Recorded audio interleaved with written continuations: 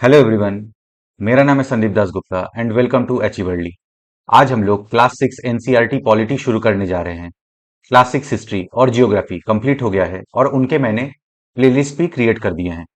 आपको प्लेलिस्ट का लिंक इस वीडियो के डिस्क्रिप्शन बॉक्स में मिल जाएगा, तो जो लोग जियोग्राफी या हिस्ट्री पढ़ना चाहते हैं वो उन वीडियोस को देख सकते हैं।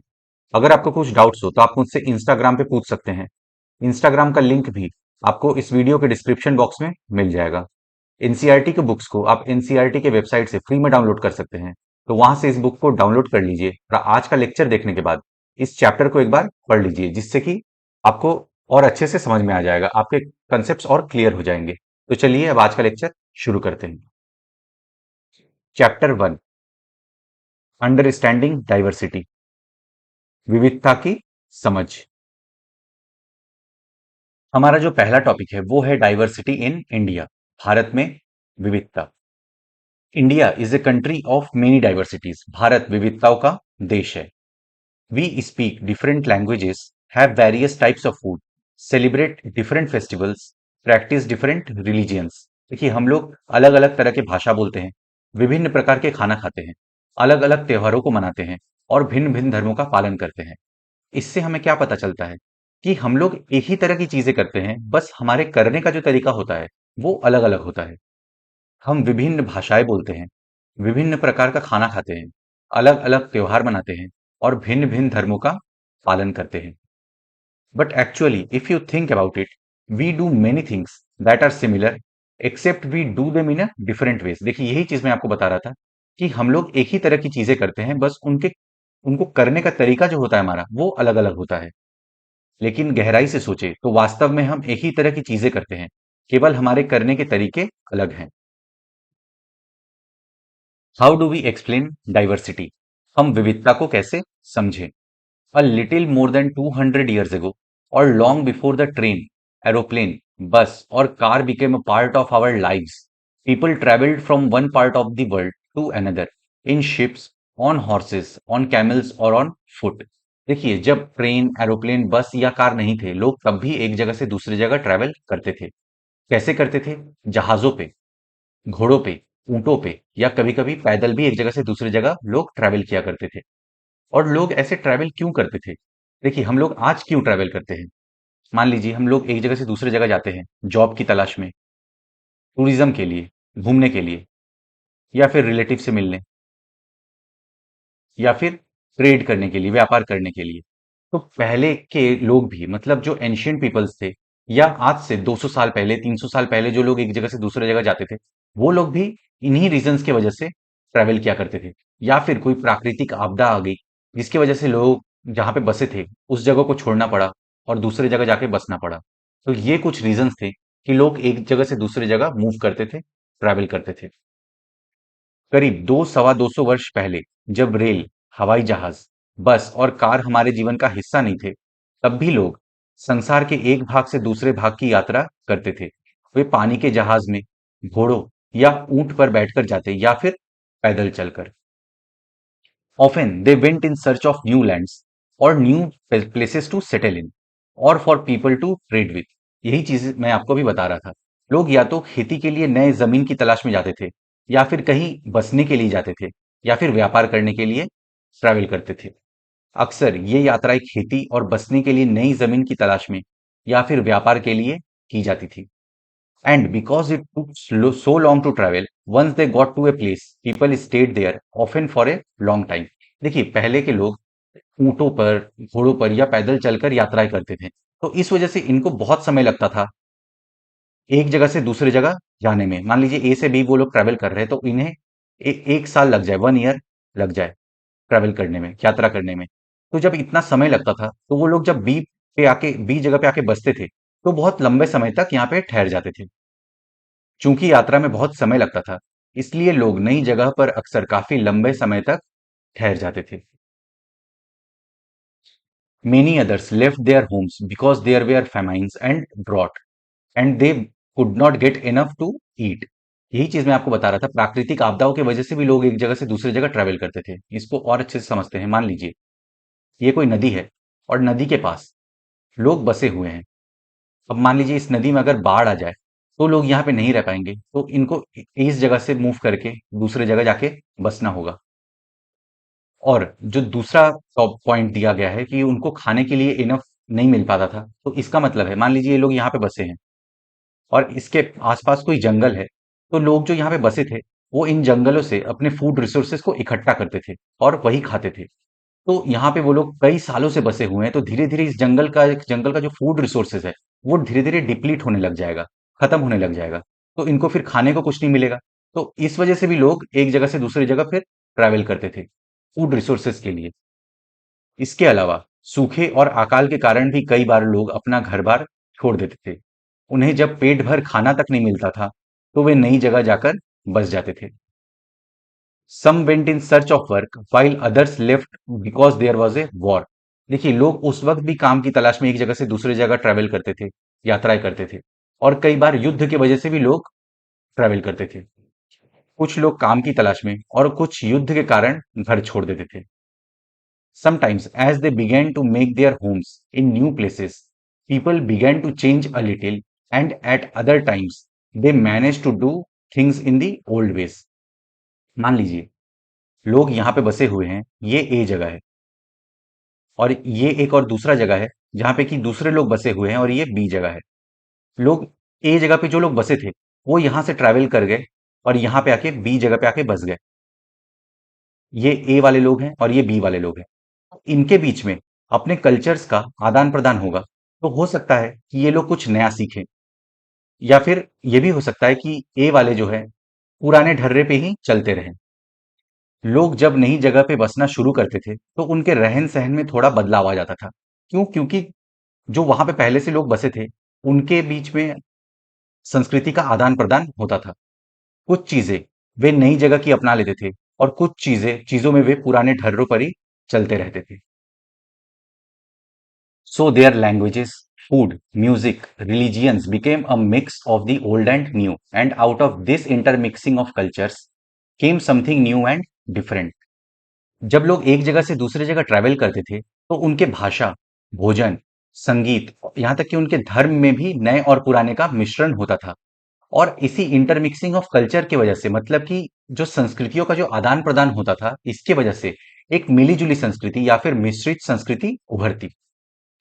इस तरह उनकी भाषा, भोजन, संगीत, धर्म आदि में नए और पुराने का मिश्रण होता रहता था। उनकी संस्कृति और नई जगह की संस्कृति में आदान प्रदान होता और धीरे धीरे एक मिश्रित यानी मिली जुली संस्कृति उभरती। The history of many places shows us how many different cultural influences have helped to shape life and culture there।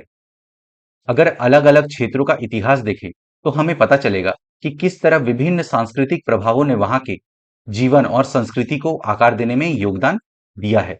देखिए इसका सबसे बेस्ट एग्जाम्पल है हमारा देश भारत। भारत में एंशियंट टाइम से ही व्यापार हो रहा है, लोग एक जगह से दूसरे जगह आ रहे हैं, बाहर से लोग भारत में आ रहे हैं और संस्कृतियों का आदान प्रदान हो रहा है।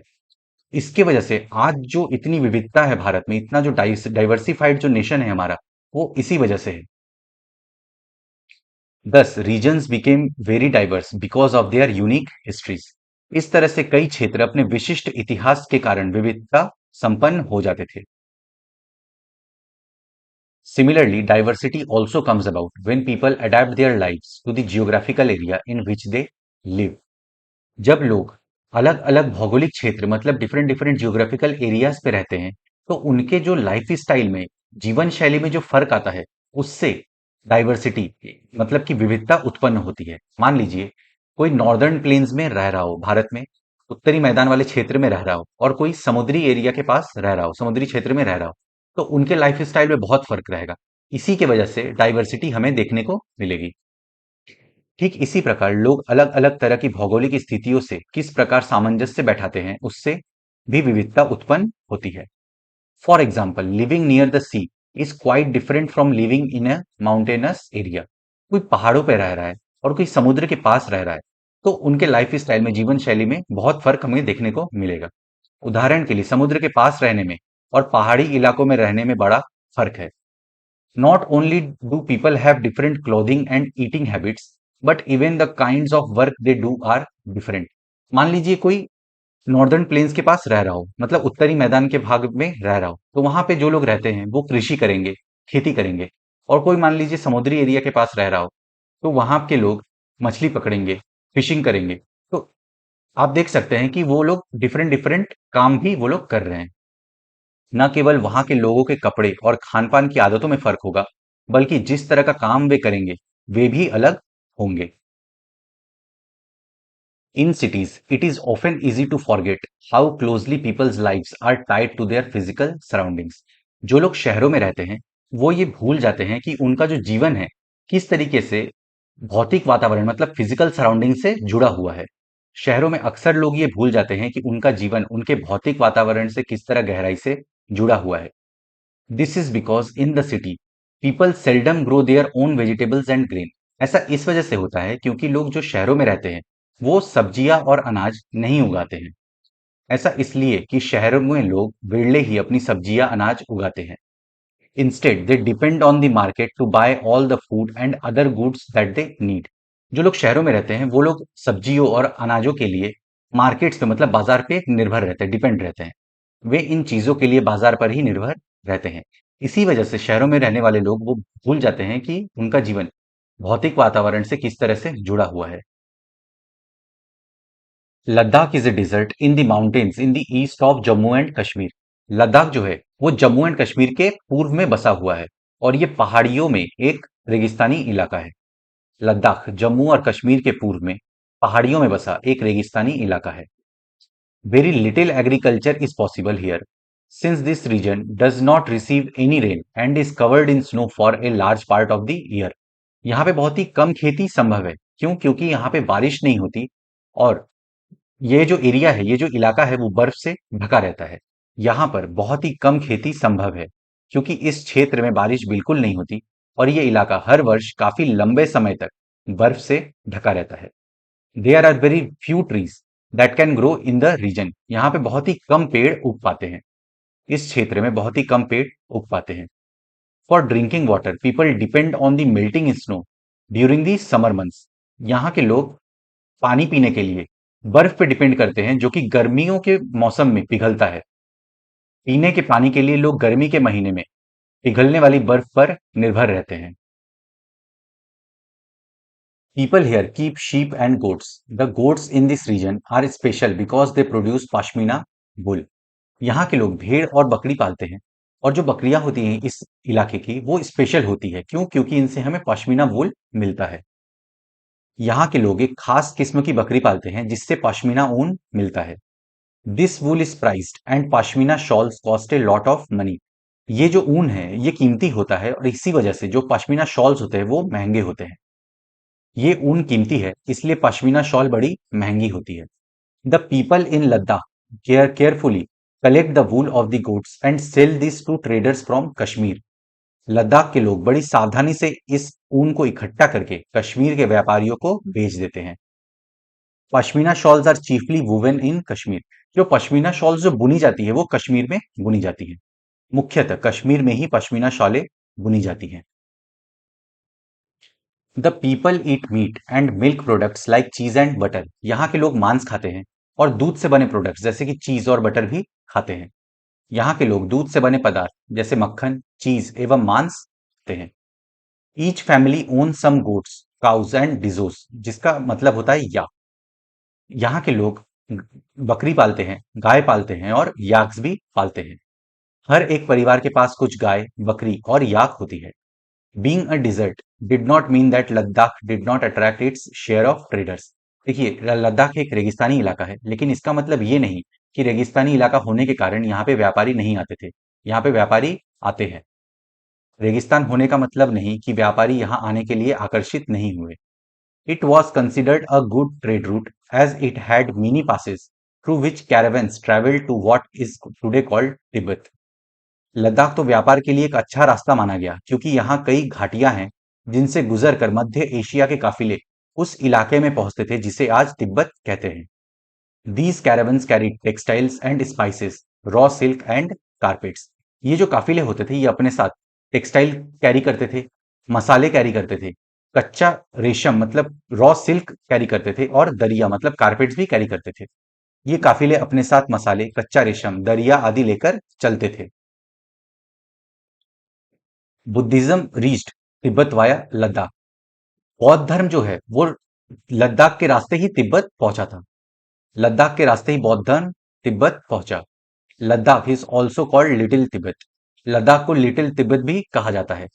लद्दाख को छोटा तिब्बत भी कहते हैं। Islam was introduced in this region more than 400 years ago and there is a significant Muslim population here.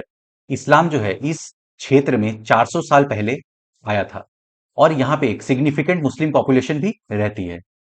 करीब 400 वर्ष पहले यहाँ पर लोगों का इस्लाम धर्म से परिचय हुआ और अब यहाँ अच्छी खासी संख्या में मुसलमान रहते हैं। Ladakh has a very rich oral tradition of songs and poems. Ladakh में गानों का और कविताओं का एक समृद्ध मौखिक संग्रह है। लद्दाख में गानों और कविताओं का बहुत ही समृद्ध मौखिक संग्रह है। Local versions of the Tibetan national epic the Kesar saga are performed and sung by both Muslims and Buddhist. Tibet का ग्रंथ केसर सागा लद्दाख में काफी प्रचलित है। उसके स्थानीय रूप को मुसलमान और बौद्ध दोनों ही लोग गाते हैं और उस पर नाटक खेलते हैं। देखिए ये आपका इंपॉर्टेंट पॉइंट है। ये जो एपिक है केसर सागा ये आपसे पूछा जा सकता है कि ये कहाँ का नेशनल एपिक है, तो ये तिब्बतन नेशनल एपिक है। Kerala is a state in the south west corner of India. Kerala Bharat के दक्षिण पश्चिमी कोने में बसा हुआ राज्य है। It is surrounded by the sea on one side and hills on the other. Kerala के एक तरफ समुद्र है और दूसरी तरफ पहाड़ियां हैं। ये एक तरफ समुद्र से घिरा हुआ है और दूसरी तरफ पहाड़ियों से। A number of spices like pepper, cloves and cardamoms are grown on the hills.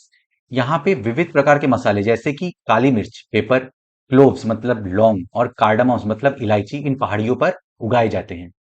इन पहाड़ियों पर विविध प्रकार के मसाले जैसे काली मिर्च, लौंग, इलायची आदि उगाए जाते हैं। It is spices that made this region an attractive places for traders. इन मसालों के वजह से ही व्यापारी जो है इस क्षेत्र के प्रति अट्रैक्ट हुए हैं, आकर्षित हुए हैं। इन मसालों के कारण ये क्षेत्र व्यापारियों के लिए बहुत ही आकर्षक बना। Jewish and Arab traders were the first to come here. सबसे पहले अरबी एवं यहूदी व्यापारी केरल आए। The apostle of Christ Saint Thomas is believe to have come here nearly 2000 years ago and he is credited with bringing Christianity to India. Isa Masih के जो धर्मदूत थे सेंट थॉमस वो लगभग 2000 साल पहले यहाँ आए और उन्हें ही क्रिश्चियनिटी मतलब ईसाई धर्म को भारत में लाने का श्रेय दिया जाता है। ऐसा माना जाता है कि ईसा मसीह के धर्मदूत संत थॉमस लगभग 2000 साल पहले यहाँ आए। भारत में ईसाई धर्म लाने का श्रेय उन्हीं को जाता है। Many Arab traders also came and settle down here. बहुत से अरब व्यापारी यहाँ आए और यहीं पे बस गए। अरब से कई व्यापारी यहाँ आकर बस गए। Ibn Battuta, who traveled here a little less than 700 years ago, wrote a travelogue in which he describes the lives of Muslims and says that they were a highly respected community. Ibn Battuta जो कि लगभग 700 साल पहले यहाँ आया था, उसने अपना एक ट्रेवलॉग लिखा मतलब यात्रा वृतांत लिखा और उसमें उसने ये बताया कि यहाँ पे जो मुस्लिम्स रहते थे उनका जीवन बहुत ही अच्छा था और वो बहुत ही हाईली रिस्पेक्टेड कम्युनिटी थे, मतलब मुस्लिम समुदाय की बहुत इज्जत थी। इब्न बतूता ने जो करीब 700 साल पहले यहाँ आए अपने यात्रा वृतांत में मुसलमानों के जीवन का विवरण देते हुए लिखा है कि मुसलमान समुदाय की यहाँ बड़ी इज्जत है। The Portuguese discovered the sea route to India from Europe when Vasco da Gama landed with ship here. देखिए पोर्चुगीज को यूरोप से इंडिया आने तक का समुद्री मार्ग के बारे में पता चला जब वास्को डी गामा अपना जहाज लेकर यहाँ पे आया था। वास्को डी गामा पानी के जहाज से यहाँ पहुंचे तो पुर्तगालियों ने यूरोप से भारत तक का समुद्री रास्ता जाना। Because of all these various historical influences people in Kerala practice different religions such as Judaism, Islam, Christianity, Hinduism and Buddhism. इन सभी ऐतिहासिक प्रभावों के कारण केरल के लोग विभिन्न धर्मों का पालन करते हैं जिनमें यहूदी, इस्लाम, ईसाई, हिंदू एवं बौद्ध धर्म शामिल हैं। The fishing nets used here look exactly like the Chinese fishing nets and are called चीना वाला। यहाँ पे जो फिशिंग नेट्स यूज किए जाते हैं मछली पकड़ने के लिए जो जाल इस्तेमाल किए जाते हैं वो एग्जैक्टली चाइनीज फिशिंग नेट्स की तरह लगते हैं, इसीलिए इन फिशिंग नेट्स को चीना वाला कहा जाता है। यहाँ पर मछली पकड़ने के लिए जो जाल इस्तेमाल किए जाते हैं वो चीनी जालों से हूबहू मिलते हैं और उन्हें चीना वाला कहते हैं। Even the utensil used for frying is called the cheena chatti and it is believed that the word cheen would have come from China. यहाँ पे जो बर्तन इस्तेमाल किए जाते हैं उनको चीना चाटी कहते हैं और ऐसा माना जाता है कि ये जो वर्ड है चीन, ये चाइना से आया होगा। तलने के लिए लोग जो बर्तन इस्तेमाल करते हैं उसे चीना चट्टी कहते हैं। इसमें चीन शब्द इस बात की ओर इशारा करता है कि उसकी उत्पत्ति कहाँ हुई होगी। The fertile land and climate are suited to growing rice, and a majority of people here eat rice, fish and vegetables. यहाँ की जो उपजाऊ जमीन है और जैसा जलवायु है, यहाँ पे राइस मतलब चावल की खेती बहुत अच्छे से होती है, इसलिए यहाँ पे जो मेजोरिटी ऑफ पीपल है वो चावल खाते हैं, मछलियां खाते हैं और सब्जियां खाते हैं। केरल की उपजाऊ जमीन और जलवायु चावल की खेती के लिए बहुत उपयुक्त है और वहां के अधिकतर लोग मछली, सब्जी और चावल खाते हैं। While Kerala and Ladakh are quite different in terms of their geographical features, the history of both regions has seen similar cultural influences. देखिए केरला और लद्दाख की जो जियोग्राफिकल फीचर्स है मतलब भौगोलिक स्थितियां हैं वो बिल्कुल अलग अलग हैं। लद्दाख आपका पहाड़ियों में बसा एक रेगिस्तानी इलाका है और केरला आपका समुद्री इलाका है, लेकिन इतिहास में दोनों ही क्षेत्रों ने सिमिलर कल्चरल इन्फ्लुएंसेस देखे हैं, मतलब एक ही प्रकार के सांस्कृतिक प्रभाव दिखे हैं। जहां केरल और लद्दाख की भौगोलिक स्थितियां एक दूसरे से बिल्कुल अलग हैं, वहीं हम ये भी देखते हैं कि दोनों क्षेत्रों के इतिहास में एक ही प्रकार के सांस्कृतिक प्रभाव हैं।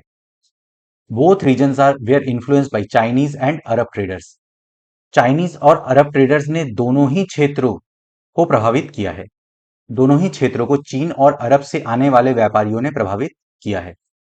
It was the geography of Kerala which allowed for the cultivation of spices, and the special geographical location of Ladakh and its wool that drew traders to these regions। देखिए केरला की जो भौगोलिक स्थिति थी, जो इसका जियोग्राफी है, उसके वजह से यहाँ पे मसालों की खेती संभव हुई और लद्दाख का जो स्पेशल जियोग्राफिकल लोकेशन था और वहां पे जो पश्मीना ऊन मिलता था, उसके वजह से लद्दाख में भी व्यापारी अट्रैक्ट हुए हैं।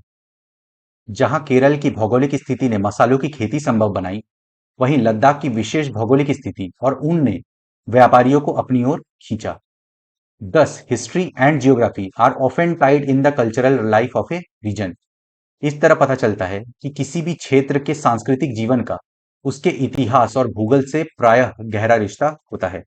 इस तरीके से आप सारे सब्जेक्ट्स को एक दूसरे के साथ कोरिलेट करके पढ़ सकते हैं। The influence of diverse cultures is not merely a thing of the past. जो विविध संस्कृतियों का प्रभाव है वो केवल बीते हुए कल की मतलब पास्ट की बात नहीं है। लोग आज भी संस्कृतियों का आदान प्रदान एक दूसरे के साथ करते हैं। लोग आज भी एक जगह से दूसरी जगह ट्रैवल करते हैं, जॉब के सिलसिले से, बिजनेस के सिलसिले से। तो जब लोग एक दूसरे से मिलते हैं तो संस्कृतियों का आदान प्रदान आज भी होता है। विविध संस्कृतियों का प्रभाव केवल बीते हुए कल की बात नहीं है। Our present lives are all about moving from place to place for work, and with each move, our cultural traditions and way of life slowly become part of the new place we are in। हम लोग आज भी एक जगह से दूसरी जगह move करते हैं काम के सिलसिले में। तो जब हम लोग एक जगह से दूसरी जगह जाते हैं, तो हमारे जो सांस्कृतिक रीति रिवाज हैं और जो जीने का तरीका है, वो धीरे धीरे उस नए क्षेत्र का हिस्सा बन जाते हैं जहां पे हम पहुंचते हैं। हमारे वर्तमान जीवन का आधार ही काम के लिए एक जगह से दूसरी जगह जाना है। हर एक कदम के साथ हमारे सांस्कृतिक रीति रिवाज और जीने का तरीका धीरे धीरे उस नए क्षेत्र का हिस्सा बन जाते हैं जहां हम पहुंचते हैं। Similarly in our neighbourhoods we live close to people from several communities. जहां हम रहते हैं हमारे आस पड़ोस में डिफरेंट डिफरेंट कम्युनिटीज के लोग रहते हैं। ठीक इसी तरह अपने पड़ोस में हम अलग अलग समुदायों के लोगों के साथ रहते हैं। Our daily lives are about the ways in which we do things together and hear stories about each other's lives, customs and traditions। अपने रोजमर्रा के जीवन में हम मिलजुल कर काम करते हैं और एक दूसरे के रीति रिवाज और परंपराओं में घुल मिल जाते हैं। अब जो हमारा नेक्स्ट टॉपिक है वो है यूनिटी इन डाइवर्सिटी, विविधता में एकता। India's diversity has always been recognised as a source of its strength. Bharat की जो डाइवर्सिटी है, जो विविधता है, उसको भारत की ताकत का स्रोत माना गया है।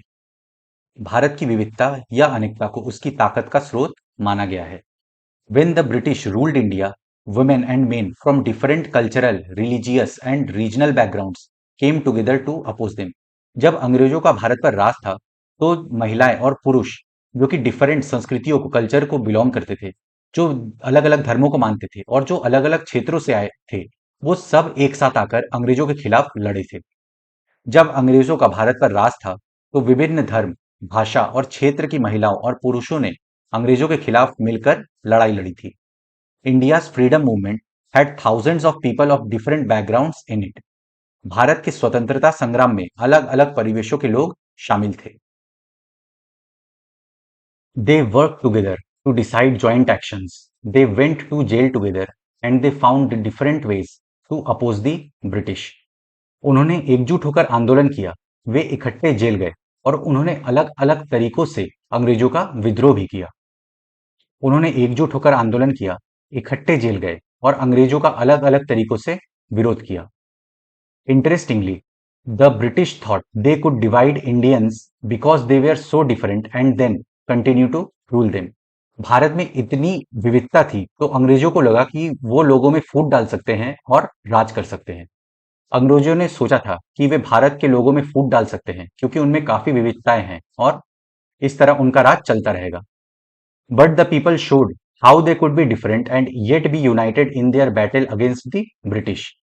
मगर लोगों ने दिखला दिया कि वे एक दूसरे से चाहे कितने ही भिन्न हो, अंग्रेजों के खिलाफ लड़ी जाने वाली लड़ाई में वे सब एक थे। Songs and symbols that emerged during the freedom struggle serve as a constant reminder of our country's rich tradition of respect for diversity. Freedom struggle के दौरान, स्वतंत्रता संग्राम के दौरान जो भी गीत गाए गए, जो भी चिन्ह इस्तेमाल किए गए, वो आज भी विविधता के प्रति हमारा विश्वास बनाए रखते हैं। स्वतंत्रता संग्राम के दौरान उभरे गीत और चिन्ह विविधता के प्रति हमारा विश्वास बनाए रखते हैं। Our Indian flag was used as a symbol of protest against the British by people everywhere. स्वतंत्रता संग्राम के दौरान ही भारत के झंडे की परिकल्पना की गई थी। इस झंडे को सारे भारत के लोगों ने अंग्रेजों के खिलाफ इस्तेमाल किया था। In his book, The Discovery of India, Jawaharlal Nehru says that Indian unity is not something imposed from the outside. Jawaharlal Nehru ने अपनी किताब डिस्कवरी ऑफ इंडिया में ये कहा है कि जो भारतीय एकता है, मतलब इंडियन यूनिटी है, वो बाहर से थोपी हुई चीज नहीं है। जवाहरलाल नेहरू ने अपनी किताब भारत की खोज में लिखा कि भारतीय एकता कोई बाहर से थोपी हुई चीज नहीं है, but rather it was something deeper and within its fold. The widest tolerance of belief and custom was practiced and every variety acknowledged and even encouraged. बल्कि ये बहुत ही गहरी है, जिसके अंदर अलग-अलग तरह के विश्वास और प्रथाओं को स्वीकार करने की भावना है। इसमें विविधता को पहचाना और प्रोत्साहित किया जाता है। It was Nehru who coined the phrase unity in diversity to describe the country. Jawaharlal Nehru ने ही अनेकता में एकता, यूनिटी इन डाइवर्सिटी का विचार हमें दिया है। ये नेहरू ही थे जिन्होंने भारत की विविधता का वर्णन करते हुए अनेकता में एकता का विचार हमें दिया। Perhaps you have noticed that there are several people in the area where you live who are poor and who don't have enough to eat or wear and sometimes not even a place to live. आप जहां रहते होंगे वहां आपने आसपास कुछ लोगों को देखा होगा जो गरीब है, उनके खाने और पहनने की जरूरतें भी वो पूरी नहीं कर पाते, उनके पास कभी कभी रहने को भी जगह नहीं होती। आपने संभवतः अपने इलाके में ऐसे कई लोगों को देखा होगा जो गरीब हैं और जिनकी भोजन, घर और कपड़े की जरूरतें भी पूरी नहीं हो पाती। This difference is not the same as the one we have seen earlier. ये फर्क उस फर्क से अलग है जिसके बारे में हमने पहले पढ़ा। देखिए, हम लोगों ने पहले जो पढ़ा वो डाइवर्सिटी के बारे में हम लोग पढ़ रहे थे, विविधता के बारे में पढ़ रहे थे। यहाँ पे जो हम लोग देख रहे हैं, जो एक तरफ अमीर है और एक तरफ गरीब है, ये डाइवर्सिटी नहीं है, ये इनइक्वलिटी है, गैर बराबरी है। Here we are not talking of difference but of inequality. ये विविधता का रूप नहीं है बल्कि गैर बराबरी का रूप है। Inequality comes about when a person does not have the resources and opportunities that are available to other persons. कुछ लोगों की तुलना में जब कुछ लोगों के पास ना तो संसाधन होते हैं ना ही अवसर होते हैं, तो उसे इनइक्वलिटी कहा जाता है, गैर बराबरी कहा जाता है। गैर बराबरी का मतलब है कुछ लोगों के पास ना अवसर है और ना ही जमीन या पैसे जैसे संसाधन जो दूसरों के पास हैं। That is why poverty and wealth are not forms of diversity. इसलिए गरीबी और अमीरी जो है वो विविधता का रूप नहीं है। इसीलिए गरीबी और अमीरी विविधता का रूप नहीं है। It is inequality that exist between people. ये एक तरीके का इनइक्वलिटी है जो लोगों के बीच में मौजूद है। ये लोगों के बीच मौजूद असमानता यानी गैर बराबरी है। The caste system is another example of inequality. ऐसे ही कास्ट सिस्टम भी मतलब जाति व्यवस्था भी असमानता का एक उदाहरण है। जाति व्यवस्था असमानता का एक और उदाहरण है। According to this society was divided into different groups depending upon the work that people did and they way are suppose to remain in those groups. इस व्यवस्था में समाज को अलग अलग समूहों में बांटा गया। इस बंटवारे का आधार था कि लोग किस किस तरह का काम करते हैं। लोग जिस जाति में पैदा होते थे उसे बदल नहीं सकते थे। इसके बारे में हम लोग आगे आने वाले चैप्टर्स में और डिटेल में पढ़ेंगे। तो फ्रेंड्स, आज का चैप्टर यहीं पे समाप्त होता है। मैं आशा करता हूं कि आपको सब कुछ समझ में आ गया होगा। अगर फिर भी कुछ डाउट्स है तो आप मुझसे कमेंट्स में पूछ सकते हैं या फिर इंस्टाग्राम पे भी आप मुझसे पूछ सकते हैं। इस वीडियो को आप अपने फ्रेंड्स के साथ शेयर करें। वीडियो पसंद आए तो लाइक करें, चैनल को सब्सक्राइब करें। मैं मिलता हूं आपसे नेक्स्ट लेक्चर में। Good day to everyone. जय हिंद।